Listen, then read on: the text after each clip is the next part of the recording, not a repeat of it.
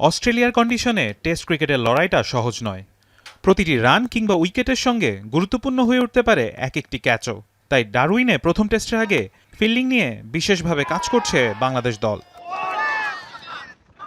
অনুশীলনে ক্যাচিংয়ের পাশাপাশি ground fielding, দ্রুত বল করিয়ে থ্রোয়িং এবং শর্ট রেঞ্জ ক্যাচিংয়ে মনোযোগী ছিলেন ক্রিকেটাররা। ফিল্ডিং ইউনিট হিসেবে সেশনটাও ছিল বেশ গোছানো। বিশেষ করে অস্ট্রেলিয়ার মতো দ্রুতগতির উইকেটে ফিল্ডিংয়ের সামান্য ভুলও যে বড় ক্ষতির কারণ হতে পারে সেটি মাথায় রেখেই প্রস্তুতি নিচ্ছে বাংলাদেশ।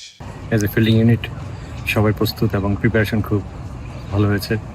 বাকিটা ম্যাচের সময় দেখা যাবে। তারা 100% মেন্টালি প্রস্তুত এবং মেন্টালি প্রস্তুত হওয়ার জন্য এতদিন কাজ করা হয়েছে এবং ইনশাল্লাহ তারা ভালো করবে। সাম্প্রতিক সময়ে বাংলাদেশের ফিল্ডিংয়ের উন্নতির ছাপ দেখা গেলেও ব্যাটে বলে অধারাবাহিকতায় সেসব ঢাকা পড়ে।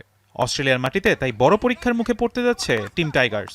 প্রথম টেস্টের আগে হাতে থাকা প্রতিটি সেশন কাজে লাগিয়ে নিজেদের প্রস্তুত করছে লাল সবুজের প্রতিনিধিরা। ব্যাটিং বোলিংয়ের সঙ্গে ফিল্ডিংয়েও নিজেদের সেরাটা দিতে পারলে অস্ট্রেলিয়ার বিপক্ষে লড়াইটা আরও জমিয়ে তুলতে পারবে বাংলাদেশ।